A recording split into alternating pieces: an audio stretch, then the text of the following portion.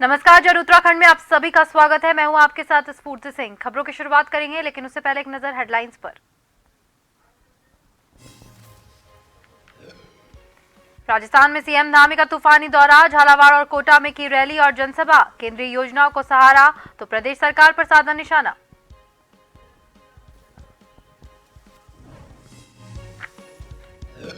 उत्तराखंड में जल्द बनेगा वन को लेकर कानून, दवानल की घटना पे 20% गिरावट।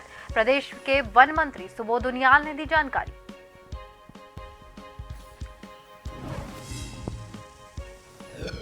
देहरादून से दून अस्पताल में नए जन औषधि केंद्र का उद्घाटन। स्वास्थ्य मंत्री धन सिंह रावत ने की शिरकत।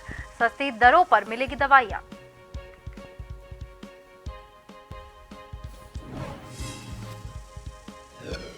मध्य क्षेत्रीय परिषद की बैठक की तारीख बदली, 7 अक्टूबर को तय की गई तारीख। गृह मंत्री शाह करेंगे अध्यक्षता। उत्तराखंड सरकार की ओर से तैयारियां जोरों शोरों पर।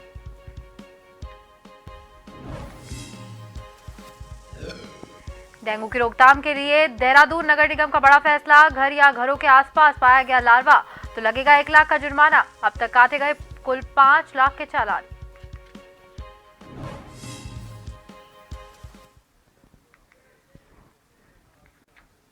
और अब खबरें विस्तार से।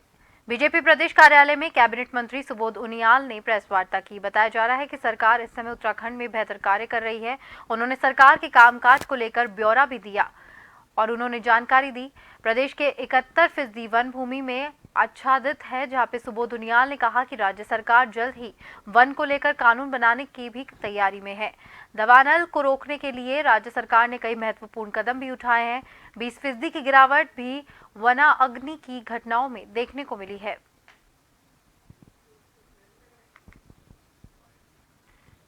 हमारे लिए बहुत कड़े प्रहार हमने किए और मैं समझता हूँ आप सभी भाइयों को मालूम है कि संभवतः पूरे देश में पहली बार कोई पीसीसीएफ रैंक का अधिकारी निलंबित किया गया। एफएस रैंक के अधिकारी को जेल भेजने का काम किया और जितने सस्पेंशन पिछले 2 वर्ष में हुए हैं, मैं समझता हूँ इतने राज्य बनने के बाद नहीं हुए थे और तमाम गिरफ्तारियां की जा रही हैं।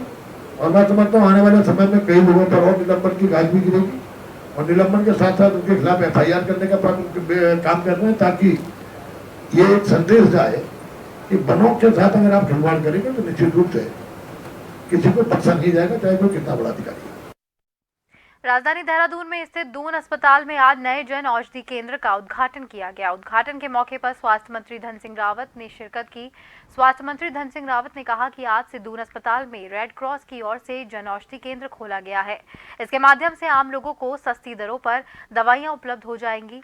साथ ही कहा कि उत्तराखंड के सभी जिला अस्पतालों में और मेडिकल कॉलेजों में जन औषधि केंद्र खोले जाने की तैयारियां की जा रही है, क्योंकि जन औषधि केंद्र में मरीजों को 25% से 80% तक अनेकों दवाइयां रियायती दरों पर उपलब्ध हो पाएगी।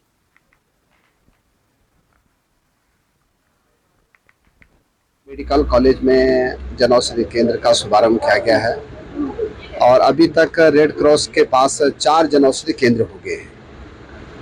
यहाँ पे 25% से लेकर 80% तक की दवाई पे सब्सिडी भारत सरकार भी देती है और मैं कह सकता हूँ कि अब हमारे जितने भी मेडिकल कॉलेज हैं और डिस्ट्रिक्ट हॉस्पिटल हैं, वहाँ पे अब सभी जगह हम जन औषधि केंद्र खोलें ताकि गरीब लोगों को बड़ी राहत मिलने का काम हो जाएगा। नारी शक्ति वंदन विधेयक को लेकर संसद में पेश किए जाने पर चमोली में महिलाओं ने खुशी जताई है और जश्न मनाया है। बिल को पेश किए जाने पर जगह जगह होली और दिवाली एक साथ मनाई गई। संसद के पटल पर महिला आरक्षण बिल के आने के बाद से ही पूरे देश की महिलाओं सहित चमोली जनपद की महिलाओं में भी उत्साह नजर आया।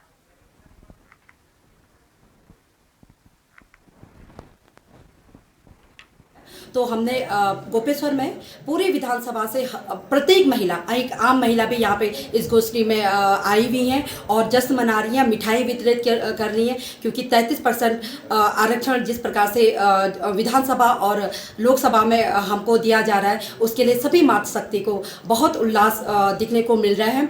और मैं माननीय प्रधानमंत्री जी को धन्यवाद व्यक्त करती हूँ अपने चमोली जनपद की सभी महिलाओं की तरफ से कि आपने यह बिल पेश करके महिलाओं को और सशक्त और सामर्थ्य बना दिया। रामनगर में भाजपा युवा मोर्चा ने सेवा पखवाड़े के तहत रामनगर महाविद्यालय में रक्तदान शिविर का आयोजन किया। रक्तदान शिविर में भाजपा युवा मोर्चा कार्यकर्ता पदाधिकारियों ने प्रतिभाग किया। पूरे देश भर में प्रधानमंत्री के जन्मदिन के अवसर पर युवा मोर्चा द्वारा सेवा पखवाड़े के रूप में मनाया जा रहा है। रक्तदान शिविर में कुल 56 लोगों को रक्तदान किया। कार्यक्रम प्यारेलाल नंदकिशोर गोलवालिया राजकीय स्नातकोत्तर महाविद्यालय रामनगर के अंदर ये ब्लड डोनेट का कार्यक्रम किया गया और हमारे प्रधानमंत्री माननीय नरेंद्र मोदी जी के जन्मदिन के शुभ अवसर पर और सेवा पखवाड़ा जो लगातार 30 सितंबर तक चल रहा है और इसमें विभिन्न स्थानों पर कार्यक्रम चल रहे हैं, जिसमें कि हमारी एक युवा मोर्चा को ये कार्यक्रम दिया गया था जो रामनगर के अंदर महाविद्यालय के अंदर ब्लड डोनेट का आज कार्यक्रम किया गया, जिसमें कि लगभग 22 से 25 यूनिट रक्तदान किया गया और इसमें हमारे भारतीय जनता पार्टी के सभी कार्यकर्तागण और पदाधिकारीगण मौजूद रहे और लगभग हमारे भारतीय जनता पार्टी के कार्यकर्ताओं ने भी इसमें ब्लड डोनेट किया। इंडियन स्वच्छता लीग कार्यक्रम के तहत लोहाघाट नगर पालिका के सौजन्य से लोहाघाट नगर में स्वच्छता जागरूकता रैली निकाली गई। रैली में नगर के समस्त स्कूलों के छात्र छात्रा, आईटीबीपी के जवान, विभागीय कर्मचारी भी शामिल रहे। रैली में नारों के माध्यम से नगर के लोगों को स्वच्छता के लिए जागरूक किया गया। नगर के विभिन्न वार्डों में सफाई अभियान चलाया गया। 15 तारीख से हम लोग लगातार हर वार्ड में जाकर के बृहद रूप से स्वच्छता अभियान चला रहे हैं, जो निरंतर चलेगा और स्वच्छता अभियान हमारे पूरा साल भर चलता है लोहाघाट नगर पालिका द्वारा और ये बृहद रूप से चलाया जा रहा है, जिसमें समस्त स्कूलों के बच्चे किया जा रहा है और समस्त विभाग हैं यहाँ, उनके कर्मचारी, उनके अध्यक्षगण और ITBP हिंदी से भी मदद दी जा रही है। आज स्वच्छता रैली के माध्यम से लोगों को जन जागरूक करना है, जो हमारा लोहाघाट हो हरा भरा हो, ग्रीन हो और पूरे प्रदेश में इसका नाम आए कि लोहाघाट देखो कितना सुंदर लोहाघाट नगर है और एक संदेश आता है यहाँ की सफाई का संदेश हर पूरे प्रदेश भर में चलता है लोहाघाट नगर पालिका की एक उत्कृष्ट कार्य कर रखा है। इसी परिप्रेक्ष्य में आज हम विद्यालय से लेकर के प्रोटोकॉल होते हुए हीटर मार्च तक स्वच्छता अभियान चला रहे हैं। लोहाघाट की ग्राम सभा पाटन पाटनी, रायकोट और मेहरकुंवर के सहयोग से आयोजित 4 दिवसीय झूमा धुरी नंदाष्टमी महोत्सव का भव्य शुभारंभ महिलाओं के द्वारा निकाली गई, जहां पर भव्य कलश यात्रा के साथ इसका शुभारंभ किया गया। महोत्सव में सांस्कृतिक और खेलकूद प्रतियोगिताएं आयोजित की जा रही है। महोत्सव में मुख्य मेला 23 सितंबर को मां झूमाधुरी मंदिर तक 2 गांवों से मां भगवती और मां काली के डोले निकालेंगे। ग्राम सभाओं को लेके बनता है, जैसे पाटन पाटनी, रायकोट महर, रायकोट कुंवर, ये तीनों ग्राम सभाओं के आस्था का केंद्र है ये माँ झुमाधुरी का मेला। इसमें जो है 23 तारीख को मुख्य जो है डोला यहाँ से मेला जो है होगा। इसमें जो है 2 रथ जो है निकलते हैं, एक पाटन पाटनी और रायकोट महर, रायकोट कुंवर के से जो 2 रथ जो है माँ झुमाधुरी का, भगवती मैया का रथ जो है ऊपर चोटी पर पहुँचता है और इसमें हमारे तीनों ग्राम सभा के साथ सभी क्षेत्र के लोगों का आस्था का केंद्र है। लोहाघाट क्षेत्र के मंदिरों से हो रही लगातार चोरी की घटनाओं का खुलासा करने के लिए पुलिस ने गोदामों में ताबड़तोड़ छापेमारी की। कबाड़ व्यवसायियों से गहनता से पूछताछ की गई। हालांकि टीम को चोरी का सामान बरामद नहीं हुआ। लोहाघाट थाने के एसओ मनीष खत्री ने बताया कि नगर और ग्रामीण क्षेत्रों में बने कबाड़ की दुकानों में छापेमारी करी जा रही है। पुलिस मंदिरों से हुई चोरी की घटनाओं का खुलासा करने में जुटी हुई है।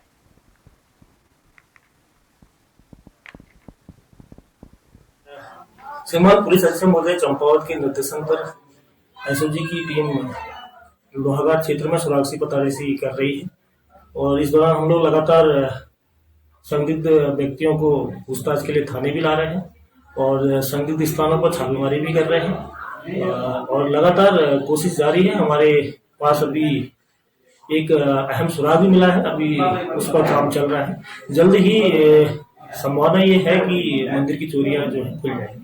देखिए, हमारे थाना क्षेत्र अंतर्गत कुछ मंदिरों में चोरी होने की सूचना हमें प्राप्त हुई है और सूचना प्राप्त होते ही तत्काल जो है पुलिस द्वारा हमने वैधानिक कार्रवाई शुरू कर दी है। और साथ ही पुलिस टीम और एसओजी टीम के द्वारा जो है लगातार 2 दिन से चेकिंग की जा रही है, संदिग्धों से पूछताछ की जा रही है और हम लोगों का प्रयास है कि जल्द से जल्द जो है हम इस मामले को जो है पूरी तरह से खुलासा करें। देखिए, मेरा आपके माध्यम से स्थानीय जनता के लिए मैं निवेदन करना चाहूंगा स्थानीय जनता से कि हमारे आसपास गांव में मंदिर या कई अन्य चीजें हैं, धरोहर है हमारी, तो मेरा आपसे रिक्वेस्ट रहेगा कि आप लोग जो है गांव वाले मिलके उसके आसपास जरूर सीसीटीवी लगवाएं और जो आपके गांव के एंट्रेंस और एग्जिट पॉइंट है, आने और जाने वाले रास्ते हैं, उसमें जरूर सीसीटीवी आप लोग लगवाएं। जोशीमठ के पगनो गांव विगत कुछ महीनों से लगातार भारी भूस्खलन की चपेट में है। यहां लगातार भारी भूस्खलन हो रहा है, जिसके चलते पूरे गांव में अफरा तफरी का माहौल बना हुआ है। बड़ी बात तो यह है कि फिर एक बार से जोशीमठ प्रशासन की टीम पगनो गांव जा पहुंची, जहां पर प्रशासन की टीम ने एक बार फिर से पूरे गांव में हो रहे भूस्खलन का जायजा लिया। वहीं दौरान पगनो गांव के आपदा पीड़ित परिवारों से जोशीमठ की उप जिला अधिकारी कुमकुम जोशी को अपने गांव में होने जा रहे सभी प्रकार की समस्याओं के बारे में अवगत करवाया गया। फिलहाल के लिए सभी आपदा पीड़ित परिवारों को 20-20 लोहे की चादर प्रशासन के द्वारा दी जाएगी।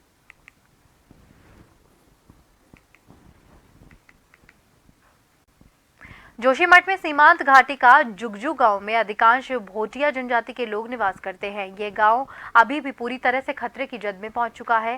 कारण है कि गांव के ठीक ऊपर से जबरदस्त भूस्खलन होना, जिसके चलते पूरे गांव की काफी दहशत का माहौल बना हुआ है। जहां पर आपको बता दें कि जुगजू गांव के ठीक ऊपर से ऊंची पहाड़ियों से आए दिन बरसात में बड़े बड़े पत्थरों के बोल्डर गाँव के करीब पहुंच जाते हैं, जिस कारण से पूरे गाँव को लगातार खतरा बना हुआ है। 3-4 सालों से जो है कि हमारे गांव के ऊपर चट्टान टूट रहा है और चट्टान टूट रहा है तो रात को हम लोग खुद गुफाओं में रहते हैं और इस टाइम भी हम पूरे बरसात भर जो है कि गुफाओं में रहे। लेकिन शासन प्रशासन जो है कि हम कई बार गुहार लगा चुके हैं, लेकिन शासन प्रशासन चैन की नींद में सोई हुई है और नदी का जल स्तर बढ़ने से जो है कि जमीन नीचे से भी धंस रही है और ऊपर से भी चट्टान टूट रही है। लेकिन विस्थापन के लिए सरकार अभी मौन बैठी हुई है, कुछ कहने के लिए तैयार है। जी बात वहाँ ऊपर से पत्थर आ रहे हैं, बार बार वहाँ ऊपर से पत्थर आ रहे हैं। लोग गाँव वाला जब बारिश लगती है तो गाँव वाले लोग हमेशा इधर उधर जा रहे हैं, बाहर के छोटे बच्चे भी हैं उनके साथ, और बच्चे पकड़ कर उधर धार को जा रहे हैं क्योंकि ऊपर से बारिश का दिन को डर रहता है। और मेरे शासन प्रशासन से निवेदन है कि वहाँ कभी जो बीमा आए अजोगी वालों को भी देखे वहाँ की स्थिति क्या है और कभी वहाँ बड़ा हादसा भी हो सकता है, इसकी जिम्मेदार शासन प्रशासन। खबरों का सिलसिला यूं ही जारी रहेगा। फिलहाल वक्त हो गया है एक ब्रेक का।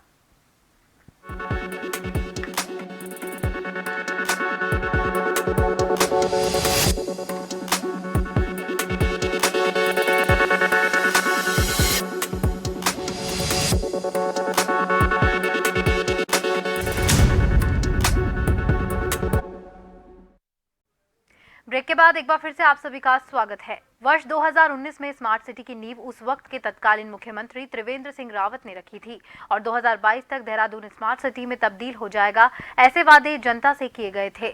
लेकिन आलम यह है कि वर्ष 2023 भी लगभग खत्म ही हो चुका है, लेकिन स्मार्ट सिटी के कार्य अभी भी पूरे नहीं हुए हैं। स्मार्ट सिटी के कार्य जल्दी हो, इसके लिए कई विभागों के पास इसकी जिम्मेदारी है, लेकिन अभी तक कार्य पूरा नहीं होने पर अधिकारी एक दूसरे पर आरोप प्रत्यारोप लगा रहे हैं। जिलाधिकारी सोनिका की माने तो स्मार्ट सिटी के अंतर्गत मात्र 8.5 किलोमीटर की सड़क ही बनती है, जहां पर बाकी सभी काम पीडब्ल्यूडी के अंतर आते हैं।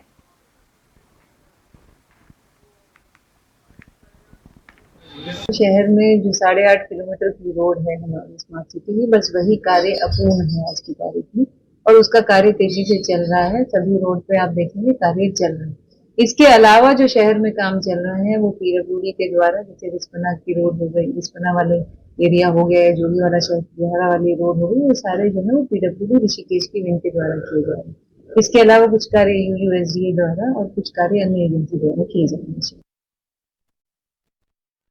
नेशनल हाईवे 109 पर मोती नगर क्षेत्र में हाईवे के निर्माण में अनियमितता का आरोप लगाते हुए ग्रामीणों ने national highway authority of India पर क्षेत्र की जनता की अनदेखी का आरोप लगाया है।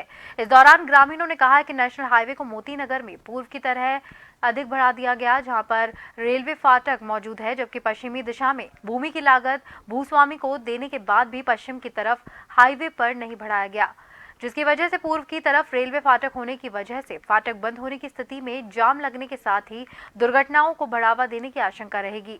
इसलिए जो सर्वे पूरे किए गए वहां पर उनके अनुरूप ही कार्य किया जाना चाहिए। वहीं मौके पर पहुंचे उप जिलाधिकारी ने कहा है कि स्थानीय ग्रामीणों की मांग के अनुरूप कार्य करने पर सहमति बनी है। तब तक फिलहाल इस क्षेत्र में नेशनल हाईवे के निर्माण पर रोक रहेगी। मोती नगर रेलवे क्रॉसिंग पर जब पहले एनएच का डिजाइन सामने आया था उस समय पर्याप्त जगह साइड वे के लिए थी और कोई दिक्कत उसमें महसूस नहीं होती। बाद में उस अलाइनमेंट को बदला गया ऐसा लगता है और वर्तमान में जो सड़क का नक्शा अभी सामने आया है उसमें गाड़ियों का क्रॉस होना एनएच पर निकलना मुश्किल हो जाएगा, बहुत बड़ी जनसंख्या की दिक्कत हो जाएगी। जो मूल सड़क बन रही है उसके बाद रेलवे पटरी है और इतनी कम जगह बच रही थी कि उससे गाड़ियां टर्न नहीं हो पाती और ऐसी स्थिति बन जाती। जो 2 लेन बन रही है हमारी, 2 लेन जब चल रही होंगी तो गाड़ियां कैसे मुड़ेंगी और लगभग 10,000 की आबादी रेलवे क्रॉसिंग के अंदर को रहती है। उस आबादी की चिंता के लिए इस बात को रखा गया। असल में क्या है कि ये रोड का जो मैप है आज से कभी सालों पहले तैयार किया गया है, तो उस समय जनसंख्या भी इतनी 2014 के लगभग आसपास तैयार किया गया था मैप। जो काम जो है अब जब से भाजपा सरकार आई है तब से काम जो है तेज़ी से चल रहा है, तो जो भी ग्रामीणों की मांग है वो पूरी होगी और तब तक के लिए माननीय विधायक जी ने, अध्यक्ष जी ने ये पहले ही काम, जब डीएम साहिब आए थे, काम रुकवा दिया था। लगभग पहले डीएम से महोदया यहाँ आई थी और उन्होंने जनता को पूर्ण आश्वासन दिया था कि आपकी सभी समस्याएं, रोड का जो गलत तरीके से बता रहे थे, अलाइनमेंट गलत करा है, तो जनता की पूर्ण संतुष्टि होगी, उसके बाद ही काम शुरू होगा। इसलिए हमने शनिवार को काम भी बंद करा दिया था कि जब तक एसडीएम साहब और तहसीलदार जी यहाँ आके और ये निर्माण कंपनी आएगी उसके बाद ये काम को दोबारा प्रारंभ किया जाएगा। 2012 से आज 2023 हो गया है। हम इस राष्ट्रीय राजमार्ग से जो सुविधा के लिए हमने सोचा था कि यहाँ पर हमारा आने जाने में सुगमता रहेगी करके, लेकिन इससे हम और ज़्यादा दुखी हो गए हैं। एक बार उन्होंने अलाइनमेंट जो था वो पश्चिम की तरफ किया हुआ था रेलवे क्रॉसिंग से, जिसका लगभग स्कूल का कुछ भाग जा रहा था उसमें और जो उनको विद्युत पोल भी लगे हुए हैं, लेकिन आज फिर किस कारणवश की साजिशन इसको फिर पूरब की तरफ डाइवर्ट किया गया है, जिससे जो आगे क्रॉसिंग है मोती नगर में वहाँ पर एकदम टर्न होते ही सीधे आगे रेल का जो फाटक है उससे टकराने का भय रहता है और गाड़ियाँ मुड़ भी नहीं पाती हैं। देखिए, जो NHAI की जो सड़क निर्माण यहाँ पर चल रहा है, इसको लेकर ग्रामीणों द्वारा कुछ दिनों से यहाँ पर धरना प्रदर्शन इत्यादि किया जा रहा था और अनियमितताओं का आरोप भी NHAI के ऊपर लगाया गया था। इसी को लेकर के आज यहाँ पर ग्रामीणों के संग वार्ता की गई है और NHAI के अधिकारी भी यहाँ पर उपस्थित थे। जो सहमति यहाँ पे बनी है, एक तो जो मूल NHAI का सर्वे था उसके अनुसार सड़क का निर्माण किया जाए और जो सर्विस लेन का इशू था वो जैसे ही मूल सर्वे पे हम जाएंगे, मूल ड्राइंग पे हम जाएंगे तो उसका समाधान अपने आप हो जाएगा। भाजपा की परिवर्तन संकल्प यात्रा राजस्थान में निकाली जा रही है। उत्तराखंड सीएम पुष्कर सिंह धामी ने झालावाड़ में आयोजित जनसभा में शिरकत की। इस मौके पर भाजपा नेताओं और कार्यकर्ताओं ने उनका जोरदार स्वागत किया। उन्होंने लाल डायरी को लेकर कांग्रेस पर निशाना साधा।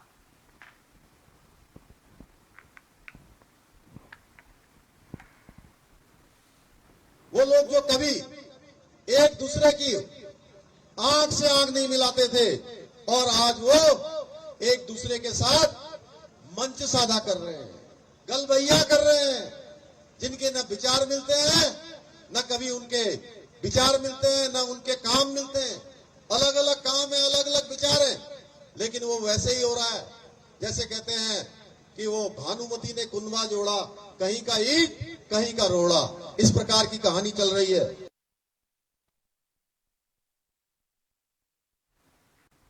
कैबिनेट मंत्री गणेश जोशी ने पहाड़ों की रानी मसूरी का ऐतिहासिक शहीद स्थल में बिजली लाइन काटने की खबर का तत्काल संज्ञान लेते हुए संबंधित अधिकारियों को आवश्यक दिशा निर्देश दिए। वहीं मंत्री ने अधिकारियों को तत्काल बिजली को सुचारू करने के निर्देश दिए। कैबिनेट मंत्री गणेश जोशी ने कहा कि मसूरी में स्थित शहीद स्थल सभी का आस्था केंद्र है। उन्होंने कहा कि मीडिया के माध्यम से जैसे ही उन्हें जानकारी मिली, उन्होंने तत्काल विद्युत विभाग के अधिकारी और एसडीएम मसूरी को तुरंत शहीद स्थल की लाइन को जोड़ने और तत्काल बिजली सुचारू रूप से करने के निर्देश दिए।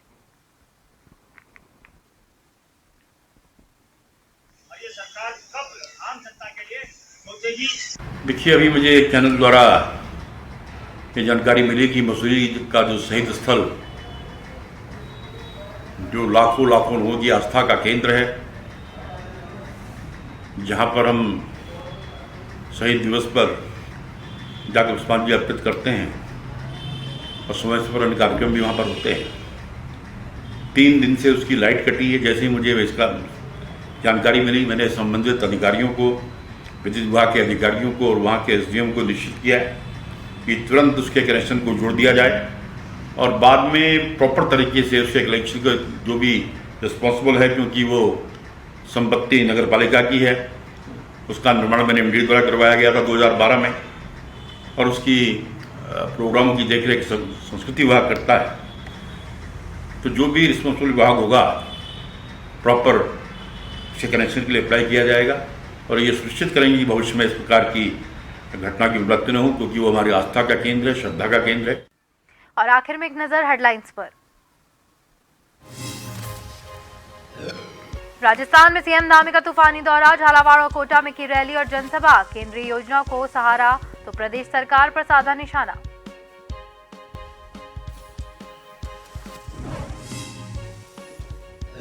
उत्तराखंड में जल्द बनेगा वन को लेकर कानून, दवानल की घटना में 20% गिरावट। प्रदेश के वन मंत्री सुबोध उनियाल ने दी जानकारी।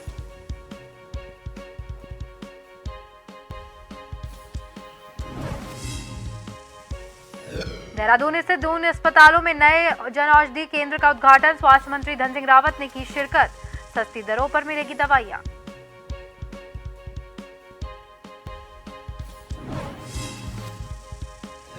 मध्य क्षेत्रीय परिषद की बैठक की तारीख बदली, 7 अक्टूबर की तारीख तय। गृह मंत्री अमित शाह अध्यक्षता करेंगे। उत्तराखंड सरकार की ओर से तैयारियां जोरों शोरों पर।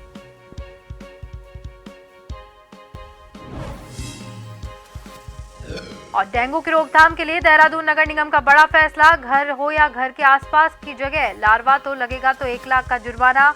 1 तक काटे गए, अब तक 5 लाख के चालान।